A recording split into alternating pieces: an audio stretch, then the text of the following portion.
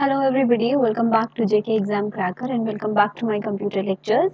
आप सभी स्टूडेंट्स जानते हैं लास्ट कंप्यूटर लेक्चर्स में हम लोगों ने कंप्यूटर मेमोरी पढ़ना शुरू किया था, जिसमें हमने प्राइमरी मेमोरी के डिटेल्स किए थे।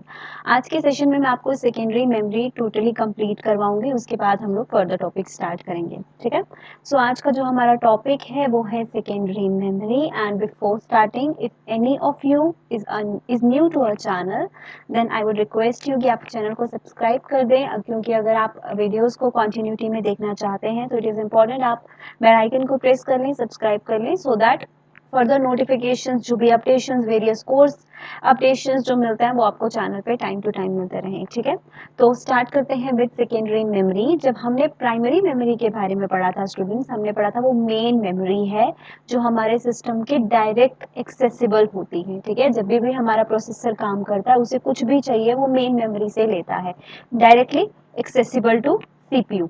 अभी जो सेकेंडरी मेमोरी है ये मेन मेमोरी नहीं है, ये हमारे सिस्टम में हम इसे एज बैकअप मेमोरी यूज करते हैं। ठीक है, ये क्या है एक्चुअल में, एक बैकअप मेमोरी। अब बैकअप क्यों कहा जाता है, क्योंकि जो हमारे सिस्टम का इंस्टॉल्ड मेमोरी है ये वो नहीं है, ये एक्स्ट्रा स्टोरेज होती है जो ऑलरेडी हमारे सिस्टम पे नहीं है। वो एक्स्ट्रा स्टोरेज जो हम अपने डेटा का बैकअप रखने के लिए, या फिर अगर हमें सिस्टम स्टोरेज कम पड़ रहा है तो उसके एक्स्ट्रा हमें स्टोरेज चाहिए, तो उसके लिए हम लोग इस तरह के डिवाइसेस का यूज करते हैं अपने डेटा का बैकअप रखने के लिए। ठीक है, ये पॉइंट हो गया। बैकअप मेमोरी है लॉन्ग टर्म के लिए, जब हमें डेटा को रखना है एज बैकअप या फिर ऐसे स्टोर करके रखना है, हम इसका यूज करते हैं।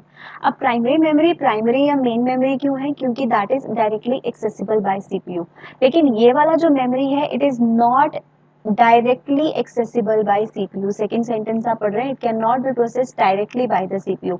अगर आपके सीपीयू को कभी भी सेकेंडरी मेमोरी में से कोई भी डेटा पिक करना है, डेटा एक्सेस करना है, तो वो डेटा पहले हमारा सिस्टम किस में कॉपी करेगा, वो डेटा पहले मेन मेमोरी में कॉपी होगा और उसके बाद सीपीयू से एक्सेस कर पाएगा, प्रोसेस कर पाएगा। ठीक है, हमने इनिशियल जब हमने मेमोरी स्टार्ट किया था तो मैंने आपको बताया था ऑप्टिकल मेमोरी होती है, सेमीकंडक्टर मेमोरी होती है, देन हमारे पास मैग्नेटिक मेमोरी होती है। तो जो हमने प्राइमरी मेमोरी पढ़ी वो थी हमारी सेमीकंडक्टर मेमोरी। ठीक है, अभी हम मैग्नेटिक मेमोरी, ऑप्टिकल मेमोरी किस कैटेगरी में आती है, सेकेंडरी मेमोरी की कैटेगरी में आते हैं। क्योंकि आप लोगों ने देखा होगा सीडीज, डीवीडीज, फ्लैश ड्राइव्स आप यूज करते हैं, जैसे आप पेन ड्राइव्स यूज करते हैं, ये सब चीजें सेकेंडरी मेमोरी की कैटेगरी में आती हैं।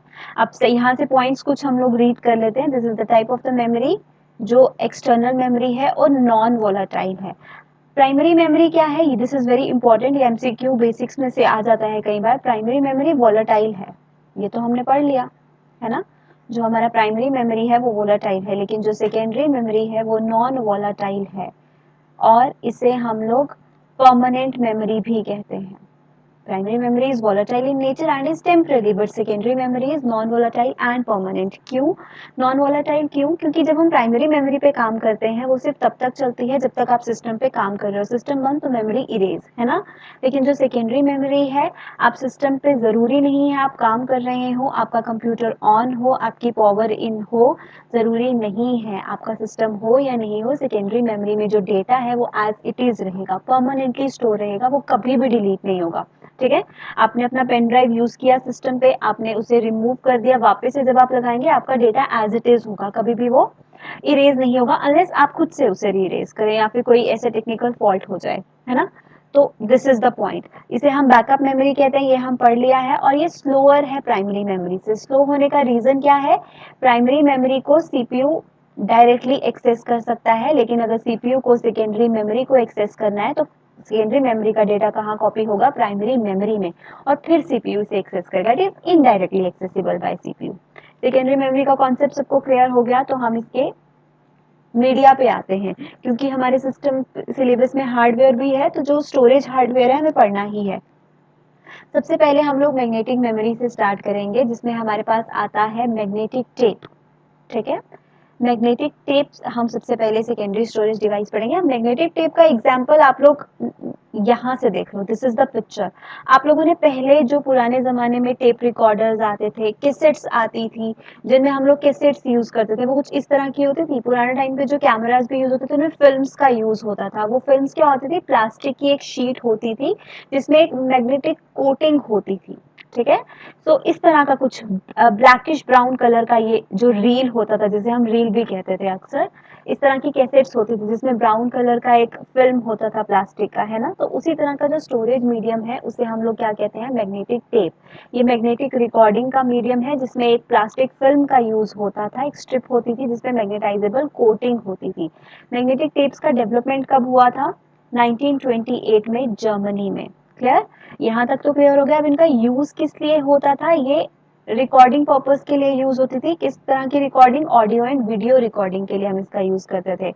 आपने अगर बहुत पहले, अभी तो जैसे हमारे पास वीडियोस के लिए सीडीज होती हैं, पेन ड्राइव्स होती हैं, हम यहाँ पे अपना डेटा रखते हैं, बट बहुत पहले, कुछ समय पहले की मैं बात करूँ तो कैसेट्स होती थी। 90s बॉर्न जो होंगे उन्हें पता होगा ये चीज का। कैसेट्स का यूज होता था यहाँ पर, ब्राउन कलर की उसमें रील होती थी। जब हम टेप रिकॉर्डर में सुनते थे गाने या फिर हम नॉर्मली वीडियोस देखते थे, कैसेट्स देखते थे, right.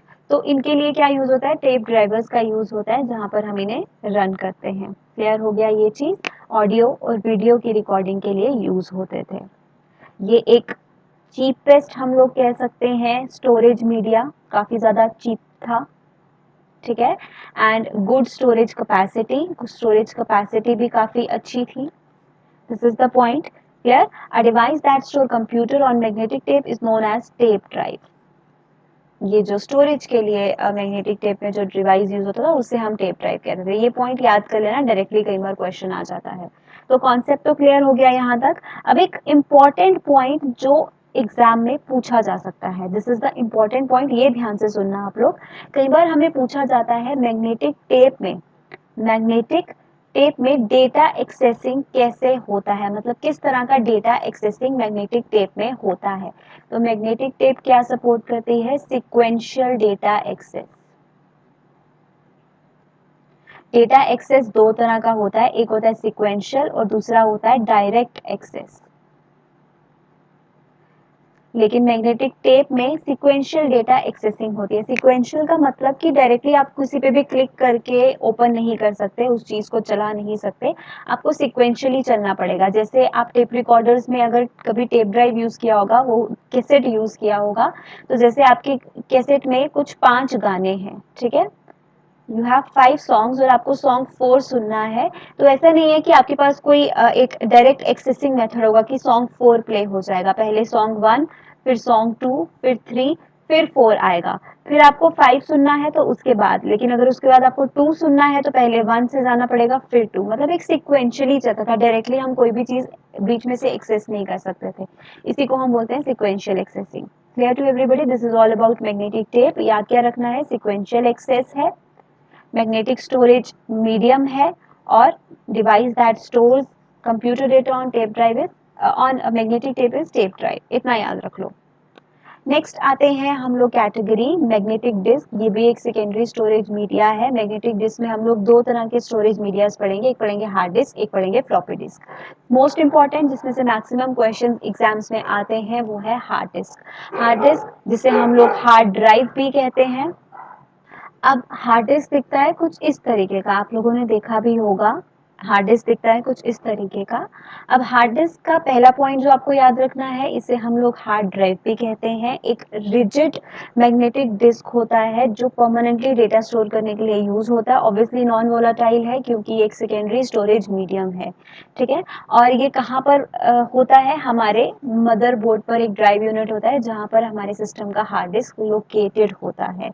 Is it clear to everybody. अब हार्ड डिस्क में किस तरह का डेटा स्टोर होता है, इन जनरल हार्ड डिस्क में क्या होता है, आपके जितने भी कंप्यूटर के, आपके सिस्टम के जितने भी इंस्टॉल्ड सॉफ्टवेयर्स होते हैं वो कहाँ पर होते हैं, आपके सिस्टम की हार्ड डिस्क में होते हैं। ऑपरेटिंग सिस्टम और प्रोग्राम्स जो होते हैं वो आपकी हार्ड डिस्क में ही होते हैं। उसके अलावा आप पिक्चर्स, म्यूजिक, वीडियोज, ये सारी चीजें खुद से भी इसमें स्टोर कर सकते हैं। Clear. Is it clear to everybody?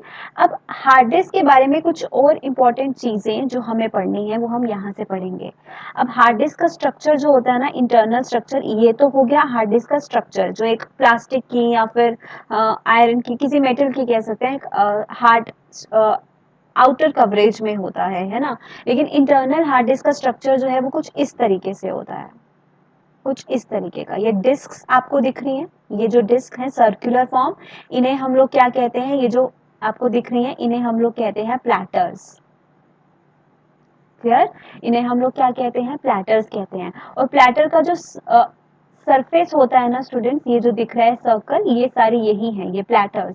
और जो प्लैटर्स का सरफेस होता है उस पे कुछ इस तरह के कॉन्सेंट्रिक सर्कल्स होते हैं। जैसे आपने सीडी देखा है, सीडी में भी सर्कल्स होते हैं, बिल्कुल वैसे ही इन प्लैटर्स में भी क्या होते हैं, सर्कल्स होते हैं। और इन सर्कल्स को, कॉन्सेंट्रिक सर्कल्स को हम लोग क्या कहते हैं, ट्रैक्स। ये याद रखना, अक्सर पूछा जाता है हार्ड डिस्क में जो कॉन्सेंट्रिक सर्कल्स होते हैं डिस्क के, उसे क्या कहा जाता है। उन कॉन्सेंट्रिक सर्कल्स को हम लोग, सीडी हो या हार्ड डिस्क हो, उसे हम लोग क्या कहते हैं, ट्रैक्स कहते हैं। क्लियर? ये होता है आपका प्लैटर। अब ये प्लैटर में होते हैं कुछ कॉन्सेंट्रिक सर्कल, जिन्हें हम लोग क्या कहते हैं, ट्रैक्स कहते हैं। और हर ट्रैक जो है कुछ सेक्टर्स में डिवाइडेड होता है, कुछ सेगमेंट्स में कुछ इस तरीके से डिवाइडेड होता है। Let me make a clear diagram for you.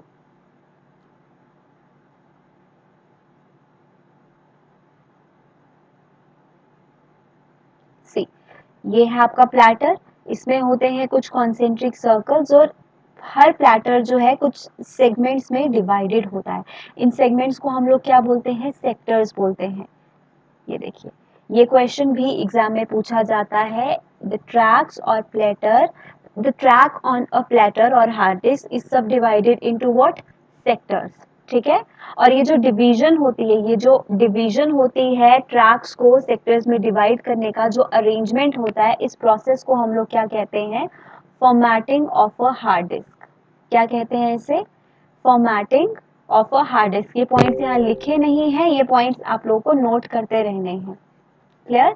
देखिए, जब डेटा स्टोर होता है ना एक हार्ड डिस्क में, वो इन ट्रैक्स में जाता है। ये ट्रैक्स की क्या होते हैं, सेक्टर्स। ठीक है?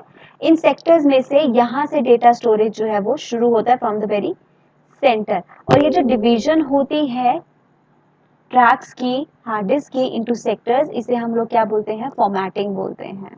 Formatting of a hard disk. ये जो आपकी होती है C drive, E drive, D drive आपके सिस्टम की होती है, यही होती है डिवीजन ऑफ अ डिस्क। ठीक है? और इस प्रोसेस को हम फॉर्मेटिंग बोलते हैं। अक्सर हमें पूछा जाता है फॉर्मेट अगर हमें करना है अपनी ड्राइव को या पेन ड्राइव को या किसी फ्लैश ड्राइव को, कुछ भी, तो फॉर्मेटिंग का मतलब क्या होता है, फॉर्मेटिंग का मतलब होता है डेटा को डिलीट कर देना। लेकिन हार्ड डिस्क के केस में फॉर्मेटिंग का मतलब क्या होता है, डिवीजन इनटू सेक्टर्स। ये चीज का याद रखना है आपको। अब एक बार हम लोग स्ट्रक्चर ऑफ हार्ड डिस्क देख लेते हैं। बेसिक चीज तो हमने पढ़ लिया कि कैसे कैसे डिवीजन होती है, डेटा स्टोर कैसे होता है। नाउ हम स्ट्रक्चर पढ़ लेते हैं एक बार, समझ में आ गया। इसे हम लोग क्या कहते हैं, प्लैटर। प्लैटर के जो कॉन्सेंट्रिक सर्कल्स होते हैं वो होते हैं ट्रैक्स, और उसमें जो डिविजन्स होती हैं उसे हम लोग कहते हैं सेक्टर। राइट? यहाँ तक समझ में आ गया। अब ये जो डिस्क आपको दिख रही है, ये प्लैटर्स आपको दिख रहे हैं, इनको रोटेट करने के लिए एक इस तरह का हमारे पास वर्टिकल शाफ्ट होता है। इस शाफ्ट को हम लोग क्या बोलते हैं, स्पिंडल। ठीक है? और ये जो हेड्स दिख रहे हैं, these are called the read write heads. इन्हें हम लोग क्या बोलते हैं, रीड राइट हेड्स बोलते हैं। क्लियर? तो ये तो था लेबल्ड फॉर्म जो मैं आपको बताना चाहती थी। बाकी आपको जो पॉइंट्स मैंने बताए हैं, ट्रैक क्या है, सेक्टर क्या है, formatting of a hard disc क्या है, प्लैटर क्या होता है, ये याद रख लीजिएगा। अब अगर हम इसकी स्टोरेज कैपेसिटी की बात करें तो ये कुछ जीबी से लेके टेराबाइट तक, मतलब मैक्सिमम स्टोरेज कैपेसिटी जो है हमें प्रोवाइड करती है हार्ड डिस्क। ठीक है? अब आ जाते हैं नेक्स्ट पॉइंट पे। नेक्स्ट है हमारा मैग्नेटिक स्टोरेज मीडियम में फ्लॉपी डिस्क। फ्लॉपी डिस्क कुछ इस तरीके का दिखता है, आपको पता होगा, एक पतला सा, मतलब बहुत ही थिन होती है फ्लॉपी डिस्क, बहुत ही लाइट वेट होती है, और ये जो है बहुत लेस स्टोरेज कैपेसिटी की होती है।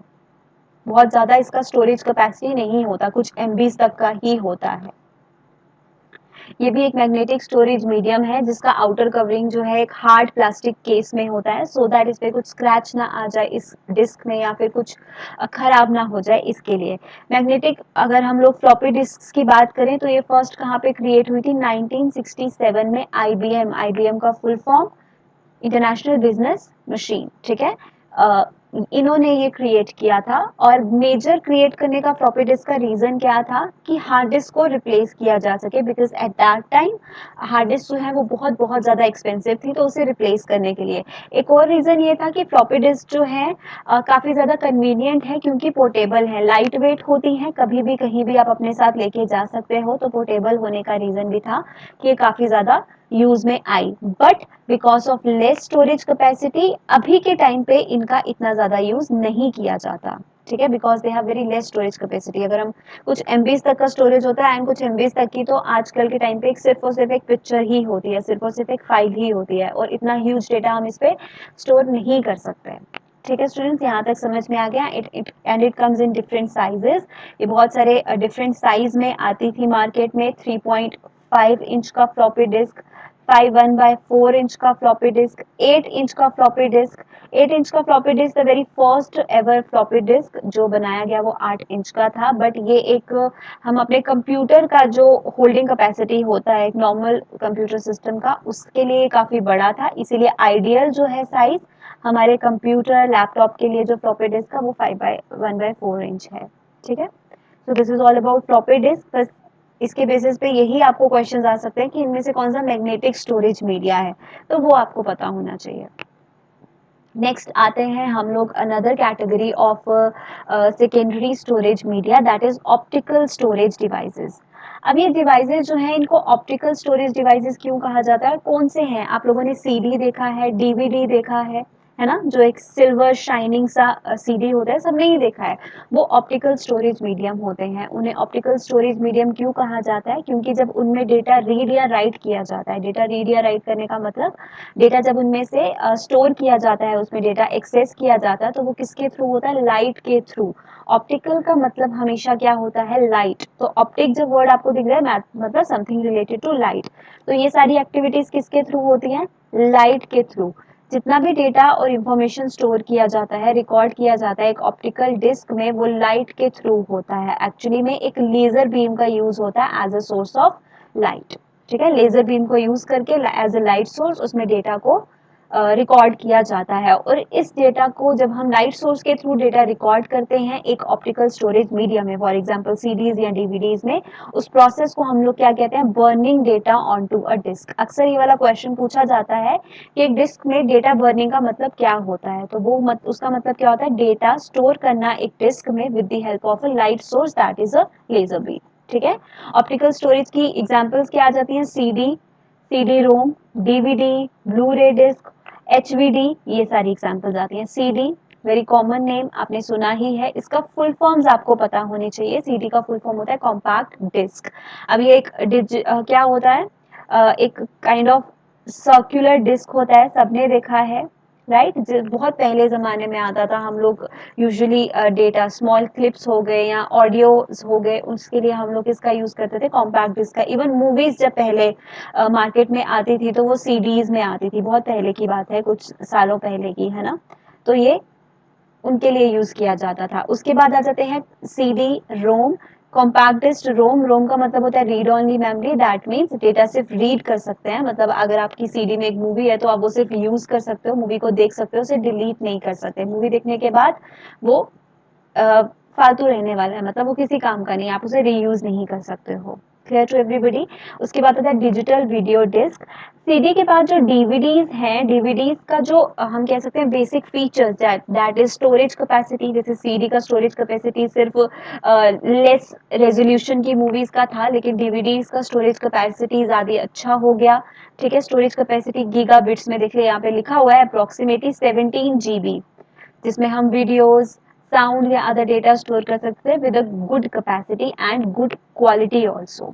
ठीक है, अच्छी डेफिनेशन के साथ। उसके बाद आता है ब्लू रे डिस्क। ब्लू रे डिस्क जिसे हम बीडी रोम भी कहते हैं, ये सीडी और डीवीडी का ही एक अपग्रेडेड वर्जन कह सकते हैं, जो और ज्यादा अच्छी हाई क्वालिटी इमेजेस, मूवीज जिसमें हम स्टोर कर सकते थे। हाई क्वालिटी इमेजेस के लिए ऑब्वियसली हमें स्टोरेज कैपेसिटी भी ज्यादा चाहिए होती है, तो इसका storage capacity 25 GB to 50 GB तक है, अगर ये ड्यूअल हो। ड्यूअल मतलब दोनों साइड से आप उसे रीड राइट कर सकते हैं। आप लोगों ने, अगर आई डोंट नो आप लोगों को ये चीज़ से अवेयर हो या नहीं, देयर वर डिस्क जिन्हें हम दोनों साइड से चलाते थे, मतलब एक साइड का खत्म हो गया तो हम दूसरी साइड से भी मूवी उसे उलट कर जब हम एंटर प्लेस इन करते थे अपने सिस्टम में, तो वो दूसरी साइड से भी चलता था। तो इस तरीके से काम करता है, ड्यूअल डिस्क हम उसी को बोलते हैं। ठीक है, next one is holographic versatile disk, ये है HVD। इसका फुल फॉर्म भी एग्जाम में पूछा जा सकता है। इनमें से जो आपको मेजरली पूछा जाएगा वो पूछा जाएगा कि मेजर स्टोरेज सोर्स क्या है, वो लाइट सोर्स लेजर बीम, उसके बाद बर्निंग ऑफ डिस्क क्या होता है, और इनकी फुल फॉर्म्स आर इंपॉर्टेंट। उसके अलावा इनमें से कुछ खास क्वेश्चंस नहीं पूछे जाते। HVD का मतलब, इसका फुल फॉर्म याद कर लो, होलोग्राफिक वर्सेटाइल डिस्क। होलोग्राफिक का मतलब होता है with a very good definition, high definition मतलब बहुत अच्छा resolution, 3D kind of image resolution. ठीक है, और इनका स्टोरेज कैपेसिटी भी बहुत ज़्यादा है, आप लोग देख सकते हो, अप टू 3.9 टेराबाइट्स। तो ये है ऑप्टिकल स्टोरेज मीडियम्स। यहाँ तक क्लियर हुआ, तो आगे हम लोग पढ़ लेते हैं ऑप्टिकल स्टोरेज मीडियम में ही रिकॉर्डेबल ऑप्टिकल स्टोरेज मीडियम्स आते हैं। जैसे इसका फुल फॉर्म पूछा जा सकता है CDR DVDR। CD और DVD का फुल फॉर्म पता है, तो R का मतलब क्या होता है, रिकॉर्डेबल। CDR और DVDR का मतलब क्या होता है कि डेटा सिर्फ और सिर्फ रिकॉर्डेबल है, आप डेटा को डिलीट नहीं कर सकते हो, डेटा को चला सकते हो। फॉर एग्जांपल CD में आपने कोई मूवी देखा, अब आप उस मूवी को डिलीट नहीं कर सकते हो। अदरवाइज आप अपने फोन में या पेन ड्राइव में SD कार्ड डालते हो तो आप उसमें से डेटा कभी भी डिलीट कर सकते हो, इसमें से नहीं कर सकते हो। एंड CDRW DVD RW का मतलब होता है री राइटेबल। ये फुल फॉर्म्स याद कर लेना। री राइटेबल का मतलब रीयूजेबल। आप इसमें डेटा को एक्सेस कर सकते हो, जब डेटा काम का नहीं है उसे डिलीट कर सकते हो, और इसे और डेटा यूज करने के लिए, स्टोर करने के लिए रीयूज भी कर सकते हो, ये इसका मतलब है। क्लियर? उसके बाद नेक्स्ट स्टोरेज मीडियम पे हम लोग आते हैं, that is flash drives. Flash drives मैंने आपको बोला था आपके पेन ड्राइव्स आ जाते हैं, डिजिटल कार्ड्स आ जाते हैं, जो आप कैमराज एंड ऑल में यूज करते हो, आपके SD कार्ड्स होते हैं, राइट। और भी जो एक्स्ट्रा स्टोरेज मीडियम होता है जो आप एज बैकअप यूज करते हो, देखिए यहाँ लिखा है ये सब चीजें, इन्हें हम लोग क्या कहते हैं, फ्लैश ड्राइव्स। ठीक है, जैसे पेन ड्राइव है, थंब ड्राइव है, जंप ड्राइव है, ये सब पेन ड्राइव्स के ही नाम है, जिसे हम USB ड्राइव भी कहते हैं। ये सारी आ जाती हैं फ्लैश ड्राइव्स स्टोरेज मीडियम में, क्योंकि ये काफ़ी अच्छी क्वालिटी प्रोवाइड करती हैं, डेटा का पोर्टेबल भी होता है, और इनकी स्टोरेज कैपेसिटी सिर्फ 8 GB to 64 नहीं, अब तो इससे ज़्यादा स्टोरेज कैपेसिटी के भी मार्केट में आ गए हैं। ठीक है, नॉट अप टू दिस, इससे भी ज़्यादा होते हैं। तो ये है फ्लैश ड्राइव की एग्जाम्पल्स। इसके बेसिस पे क्वेश्चन कैसा आएगा ये भी सुन लो, इनमें से कौन सा फ्लैश ड्राइव स्टोरेज मीडिया है, तो आपके पास ऑप्शन होंगे, आप लोग चूज कर सकते हो। क्लियर हो गया यहाँ तक? उसके बाद आप लोग देख रहे हो यहाँ पे मैंने ये कुछ मेंशन करके रखे हैं, स्टोरेज यूनिट्स, मेमोरी यूनिट्स। ये मैंने यहाँ इसीलिए लिखे हैं क्योंकि डायरेक्ट क्वेश्चन आता है, 1 kilobytes is equal to how many bytes, 1 megabyte is equal to how many GBs। ठीक है, 1 terabyte is equal to how many GB। इस तरह के क्वेश्चंस आते हैं, तो ये है इसका मेमोरी यूनिट्स, ये है मेमोरी कैपेसिटीज, ये आपको याद करनी है। ठीक है, ये पता होना चाहिए सबको। नेक्स्ट लास्ट टू जो हमें पढ़ना है, वो हमें पढ़ना है कैश मेमोरी क्या है और रजिस्टर्स क्या है। हमने प्राइमरी मेमोरी पढ़ लिया, सेकेंडरी मेमोरी पढ़ लिया, थर्ड मैंने आपको बताया था कैश मेमोरी। अब कैश मेमोरी क्या होता है पहले सुनो। कैश मेमोरी मैंने आपको बोला, CPU को जब भी कोई डेटा एक्सेस करना होता है, CPU कहाँ जाता है, प्राइमरी मेमोरी के पास, है ना। अब कि हमारा कंप्यूटर क्या करता है, जब हमारे कंप्यूटर को दिखता है कि CPU एक ही तरह का डेटा प्राइमरी मेमोरी से बार बार एक्सेस कर रहा है, फॉर एग्जांपल मेरे पास 3 ऐप्स हैं और CPU जो है इसी ऐप को बार बार एक्सेस कर रहा है, इसी ऐप में जाके इसी पर्टिकुलर फोटो को बार बार एक्सेस कर रहा है, तो हमारा कंप्यूटर क्या करता है, एक शॉर्टकट क्रिएट कर देता है CPU के लिए।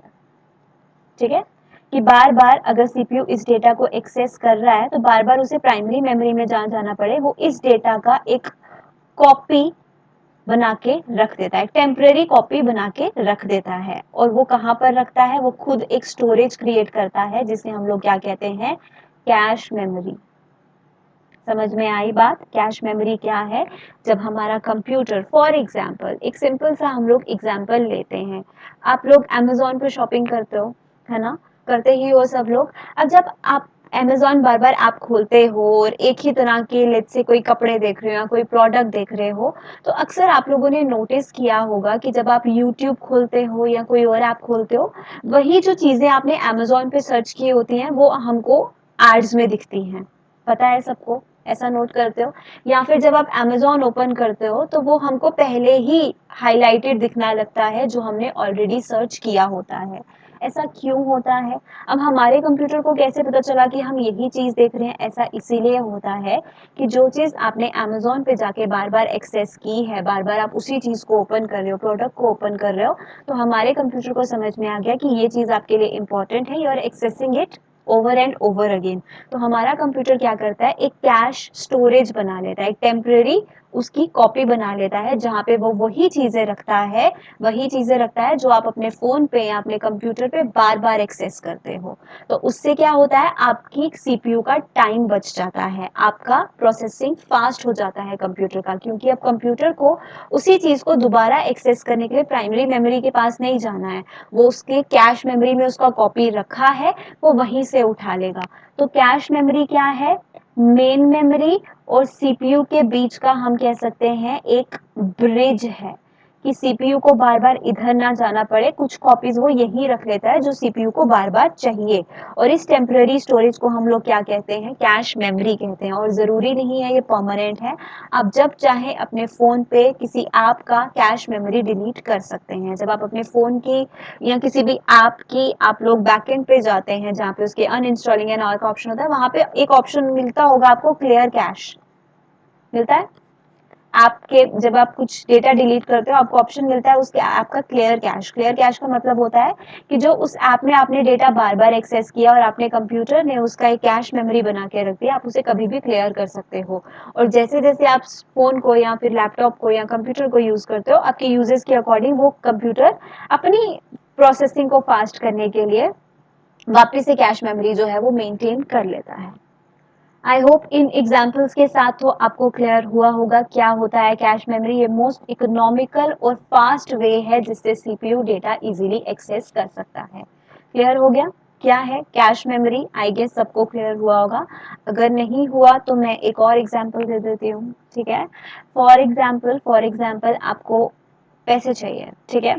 जब आपको पैसे चाहिए तो आप सबसे पहले कहाँ देखोगे, अपने वॉलेट में, है ना। अब वॉलेट में नहीं मिले तो आप कहाँ देखोगे, आपके पास नेक्स्ट ऑप्शन क्या हुआ, आपका लेट्स से आपने घर पे कबर्ड में या कहीं भी लेट्स से एक अलमीरा में आप पैसे रखते हो घर पे, वहां अब यहाँ भी नहीं है तो आप क्या करोगे, बैंक जाओगे या एटीएम जाओगे, है ना। तो लेट्स से ये सीपीयू हो आप, अब सीपीयू को पैसे की जरूरत या आपको पैसे की जरूरत तो हर दिन पड़ती है, आप जिस चीज की जरूरत हर दिन पड़ती है वो आप अपने वॉलेट में रखोगे, मतलब उस जगह पे रखोगे जहां पे आपके लिए इजीली एक्सेसिबल हो। तो ये वॉलेट क्या हो गया हमारे लिए, कैश मेमोरी, कि हम अपनी जरूरत के अकॉर्डिंग चीजें यहाँ रख लेते हैं। लेकिन जो परमानेंट सोर्स है वो क्या हो गया आपका, कबर्ड, जहाँ पे अगर यहाँ नहीं मिला तो यहाँ, तो ये क्या हो गया, मेन मेमोरी। अब मेन मेमोरी में नहीं मिला तो हमने एक बैकअप ऑप्शन अपने लिए रख लिया है, दैट इज सेकेंडरी स्टोरेज, जो क्या हो गया, एटीएम। तो इसी तरीके से सीपीयू भी काम करता है। सबको समझ में आ गया होगा कैश मेमोरी क्या होता है। तो हम लोग नेक्स्ट टाइप ऑफ मेमोरी पढ़ लेते हैं, दैट इज रजिस्टर्स। अब बहुत सारे स्टूडेंट्स को लगता है रजिस्टर्स और कैश मेमोरी सेम है, बट ऐसा नहीं है। कैश मेमोरी क्या है, वो मेमोरी जो हमारा कंप्यूटर अपनी जरूरत के अकॉर्डिंग बनाता है फास्ट प्रोसेसिंग के लिए, ये एक ब्रिज है सीपीयू और मेन मेमोरी के बीच का। लेकिन रजिस्टर्स क्या होते हैं, रजिस्टर्स होते हैं प्रोसेसर की मेमोरी, इसे हम क्या कहते हैं, प्रोसेसर्स मेमोरी, सीपीयू का खुद का मेमोरी। ये सीपीयू का खुद का मेमोरी लोकेशन होता है जहाँ पे सीपीयू उन चीजों को रखता है जिसपे वो काम कर रहा है, जिसपे वो प्रोसेसिंग कर रहा है। फॉर एग्जाम्पल आपने सीपीयू को इनपुट दिया 2+2 और आपको आंसर चाहिए, सीपीयू ने आपको आंसर देना है 4। अब सीपीयू प्रोसेसिंग के टाइम पे एट अ टाइम एक ही चीज को क्या करेगा, प्रोसेस करेगा। तो पहले वो 2 उठाएगा, है ना, तो बाकी प्लस और 2 कहाँ पे गया, ये वाला, और ये कहाँ गया, तो ये कहीं ना कहीं तो होल्ड होगा क्योंकि इनपुट तो पूरी की पूरी गई है सीपीयू के पास। तो ये कहाँ होल्ड होगा, सीपीयू की खुद की मेमोरी में, रजिस्टर्स में। उसके बाद ये इस ऑपरेंड को प्रोसेस करेगा, फिर इसे प्रोसेस करेगा और फिर आपको आंसर मिलेगा 4। तो जब डेटा हमारी सीपीयू हमारी इनपुट को प्रोसेस करता है तो उस इनपुट को होल्ड करने के लिए सीपीयू अपनी खुद की मेमोरी का इस्तेमाल करता है, जिसे हम लोग कहते हैं CPU's memory, that is registers.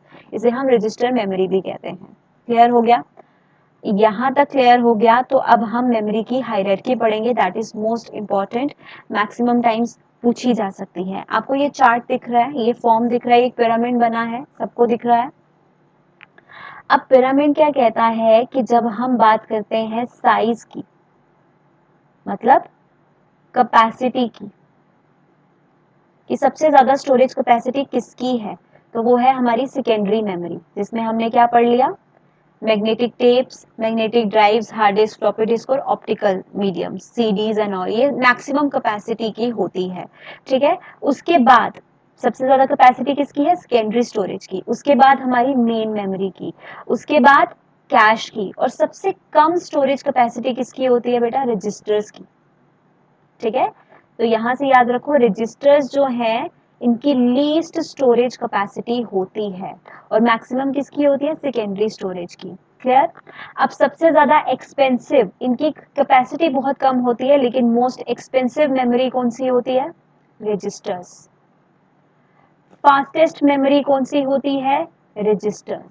देखिए यहां से लेके कॉस्ट बढ़ रही है, नीचे से ऊपर स्पीड बढ़ रही है, साइज सबसे ज्यादा इसका, रजिस्टर्स का सबसे कम, स्पीड सबसे ज्यादा रजिस्टर्स की और सेकेंडरी स्टोरेज की सबसे कम, क्योंकि सीपीयू आखिर में इनको एक्सेस करता है, और कॉस्ट सबसे ज्यादा रजिस्टर्स की और सबसे कम किसकी, सेकेंडरी मेमोरी की। तो अगर क्वेश्चन पूछा जाए फास्टेस्ट मेमोरी तो रजिस्टर्स, एक्सपेंसिव मेमोरी तो रजिस्टर्स, लीस्ट स्टोरेज कैपेसिटी सबसे कम स्टोरेज कैपेसिटी तो भी रजिस्टर्स। ठीक है, और सबसे लेस हम कह सकते हैं कि स्पीड, सबसे स्लो मेमोरी कौन सी है, तो वो है सेकेंडरी मेमोरी।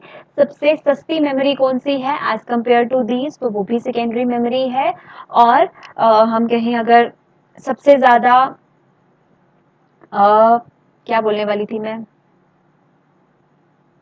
और सबसे ज्यादा मेमोरी कैपेसिटी किसकी है, स्टोरेज कैपेसिटी, तो वो भी सेकेंडरी मेमोरी की। तो ये चार्ट आपको दिख रहा है यहाँ पर, ये समझ लो यहाँ से। ठीक है, सो एट लास्ट आपको पता है मैं कुछ रिवीजन के तौर पर कुछ काइंड ऑफ वन लाइनर्स आपको करवाती हूँ। तो यहाँ से जो हम ओवरव्यू ले रहे हैं, पूरा जो रिव्यू हम कर रहे हैं, जो हमने मेमोरी का चैप्टर पढ़ा, तो हमें पूछा जाए सेमीकंडक्टर मेमोरीज कौन सी हैं, तो वो है हमारी मेन मेमोरीज, रैम एंड रोम। ठीक है, ऑप्टिकल मेमोरीज में कौन कौन से काइंड ऑफ मेमोरीज आती हैं, तो वो है ये सब, सीडी, डीवीडी, ब्लू रे, एचवीडी। मैग्नेटिक स्टोरेज मीडिया की examples, hard disk drive, floppy disk drive. ठीक है, जिसे हम एचडीडी, एफटीडी भी बोलते हैं। ठीक है, कई बार एसएसडी का फुल फॉर्म पूछा जाता है, तो एसएसडी का फुल फॉर्म देख लो, सॉलिड स्टेट ड्राइव। ठीक है, उसके बाद फ्लैश मेमोरी में हमारे पास pen drive, memory card, E E P ROM, ये क्या आ जाते हैं, फ्लैश मेमोरी की एग्जांपल, जिसमें डिजिटल कार्ड्स एंड ऑल भी आ जाते हैं। तो दिस इज द, हम कह सकते हैं कि एक समरी, पूरा जो हमने चैप्टर पढ़ लिया मेमोरी का, और इसके साथ हम मेमोरी का चैप्टर भी खत्म कर रहे हैं। क्लियर? अब हम लोग नेक्स्ट टॉपिक जल्दी ही स्टार्ट करेंगे, उससे पहले हम लोग मेमोरी के बेसिस पे कुछ क्वेश्चंस भी करेंगे। तो नेक्स्ट सेशन में हमारा एमसीक्यूज कवर करेंगे। कोई भी डाउट हो तो आप लोग, कमेंट्स आपके लिए ऑलवेज ओपन है, आप कमेंट्स पे जाके पूछो। Till then take care and yes, don't forget to like this session. Bye bye.